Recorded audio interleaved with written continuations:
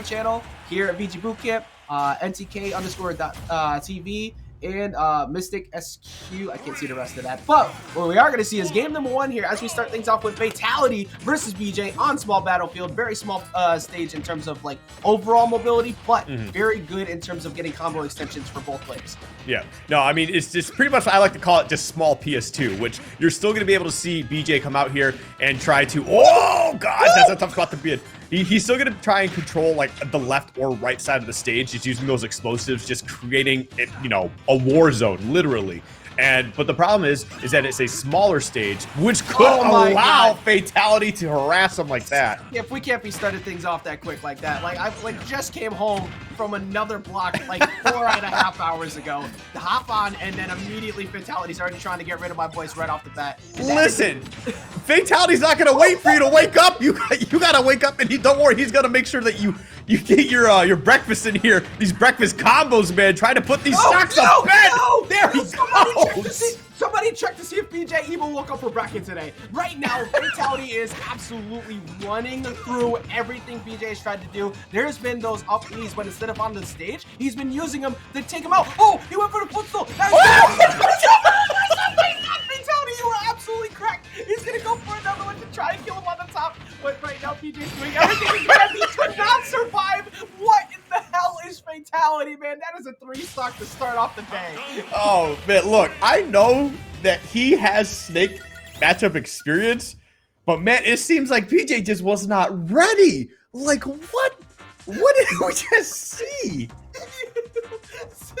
Straight up woke up and decided to light the world on fire. Like, man, he's not having any bit of this. He was so ready for it. As we can see here, he finds him off the top once again. And then over here on the right-hand side, you think you're gonna get away? Absolutely not. Where do you think you're going? Skip, that was this is great. This is so great. I definitely want to see BeJay make the adjustment to make the run back, but after that, I'm not sure what bag of tricks he's got to reach into to try and make this comeback here. I don't know, man. This hurts. I'm a BeJay fan. Like, this dude was sick to watch, and you know, Fatality's coming out here making it like, hey, I don't really care who your favorite players are, man. Recover better. I don't know. like Fatality, dude. As soon as he started doing Cypher, Fatality's like, I'm waiting for you to recover high. Like, I will meet you at the top blast zone and you'll die at like 40-50%. Like, that's so crazy, you know? Look, have you tried not getting hit? Like, have you done the old saying of, you know, maybe just don't get hit?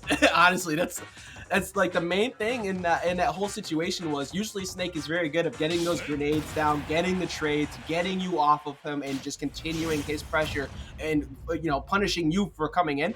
And he just couldn't do anything about it. He just kept getting hit, and he got pushed off stage immediately. And once he was there, Fatality just never gave up advantage state. Right, yeah, it was just absolutely insane. Like, it was just basically BeJay recovering the entire time. But I'm telling you, this dude can play. Let's see if he can find something to get going here in game 2, you know? Because, like, I feel like we didn't see anything that he's capable of in that first game.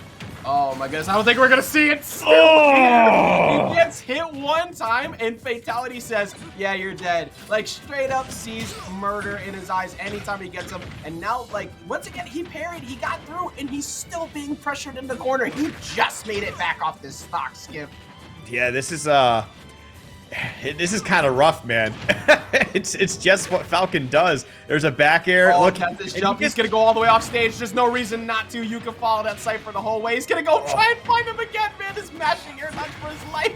He's just fighting for his life, please. That's rough. And like, it's scary. Like, whenever I'm playing and I'm off stage, right? If my opponent jumps off stage and just drifts down with me, I get super scared. I get intimidated, and I can only imagine that's what BeJay is doing. But here we go, waking up. I was telling you, man, BeJay ain't no slouch. I swear to God. But maybe he had such a good stock. He had such a good answer back. Took like no damage that whole second stock. And then Fatality does what Fatality does. He just finds him once again and takes him out. And now he's getting juggled. Pretty much you can't go for too many grenades now because every trade is just in favor of Fatality. Well, I mean, grenades just might be the answer, you know, just try to get something a little more even here. But wow, you know what? There isn't that many Captain Falcons who are more practiced. He landed the sweet spot of the knee on the grenade. Oh, wait, well, he did land directly on the sweet spot of that C4. That is now last stock, so there's some life. For one, it's gone down to last stock here. And this is Snake. Snake can absolutely snipe a forward air off stage. A really strong, like setup at the side of the ledge, too. Can't push him very high. You always have to worry about getting grabbed too much. So now Fatality actually might possibly have to pump the brakes a little bit. Oh, he could have detonated that C4 for some big damage, but ended up just not going for it. Oh, you're dead. Oh, that was a good air dodge. Unfortunately, Fatality's already on top of that, man. Good to cover that ledge. What a demon. What a demon. I didn't even blame him for going for the air dodge, because what happened every other time you went for Cypher after you blew your jump out? He died. He just gets caught by the Falcon dive every single time. Always hunts him with the up B. Make sure he gets the command grab, and he just dies. But we're going to see the run back here to Lilat. No wasted effort whatsoever. It's his best of 5 territory. Let's see. I think you were correct. BeJay looked a lot better in that game. We'll see if the adjustments can finish out, though, because right now he's looking at possibly taking a 3-0. Hey, you know what? Sometimes you need a game of getting your butt kicked just to kind of wake up, you know, just realize, oh, this is what I'm dealing with today. And unfortunately for BeJay, this just happens to be one of the worst kinds of wake ups that you're kind of dealing with. But I got faith in the dude. Right now, it's not looking too bad. I mean, they've got some pretty fantastic Captain Falcon talent out in Europe as well, like OJ, just for instance. So like I would imagine that BeJay, you know, he's got to have some practice in this. I mean, I know Fatality's just built a little different, but you can see right here, he did have that percentage lead, but it's definitely a lot more competitive at the moment.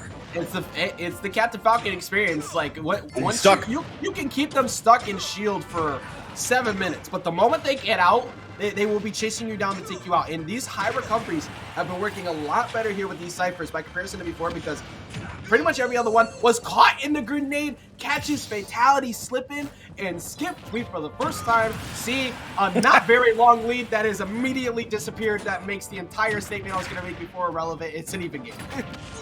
I mean, he still has a lead here for some percentage, and this is actually where he's going to thrive, right? It's kind of hard to just wrangle in Fatality, you know, try to get him to slow down. But once BeJay has that going, like, that's where he's going to thrive. That's where they're going to get a whole lot of damage. They're going to control the pace of the game.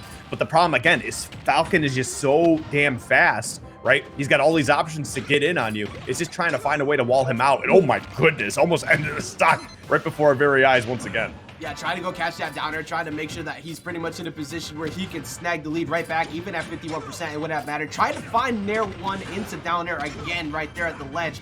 Like, Fatality is always sniping for the startup of that, like, the getting a grenade or anything else. But right now, Skip, he's currently got to find his way around his Nikita. Yeah, I mean, he finds a way, somehow. And there we go. We're going to see the gentleman just kind of put it back off stage, go way up there for the stock once again, man. BeJay's got to find a better way to get around that. He did a good job at that at the beginning of the match, though, too. That's the crazy part. He avoided like 3 of them, but one time flying a little bit too low in the altitude in the enemy territory, but did answer it right back up. We are down to last stock again. And this is the chance that you're gonna, it's the only chance you're gonna have to try and make some noise, try to find a game to put under your belt, not going out 3-0. He's looking good at the moment, but you got to stop taking these trades with Fatality, man. It's not going to be a good time for you. It's trade war time because Snake is going to kill you significantly earlier. Well, I mean, I guess in most matchups, usually Snake is going to kill you around the 100 window after he trades with you a whole bunch of times. He's very hard to kill, but the way Fatality's playing, we've been seeing Snake die sub 100 over and over again. So I always feel like he's fine with it, but right now he's currently not navigating the maze. He's getting hit a whole lot. BeJay's starting to get the damage on him.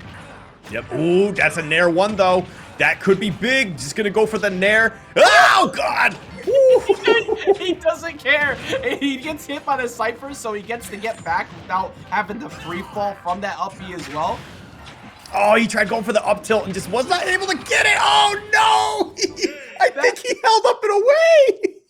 Yeah, he had to. He had to have been DAIing out. Also, that's the most abysmal way for this match to end, the way that everything else is gone. I wanted to see a close-up on the Lightning, but we already know the Lightning is the biggest lie this game has ever told. That is going to be Fatality taking it into 3-0. BeJay made a lot of good adjustments in terms of being able to get back into the game afterwards, but it was just so hard because like Snake doesn't die sub 100 very often. It is not a common thing, but Fatality sure made it look like it was. Listen, I mean, I know Snake, you know, he's got a lot of recovery options. His disadvantage is not as great as people make it out to be, but like his recovery, especially if you got some strong moves to harass, he's it's kind of slowish. So if you got a character that can get up there and put some pressure down, like Fatality did with Falcon, it can be a big problem, especially if snakes aren't usually ready for that sometimes. So yeah, you're on the money too with the slowish part because yeah. like you have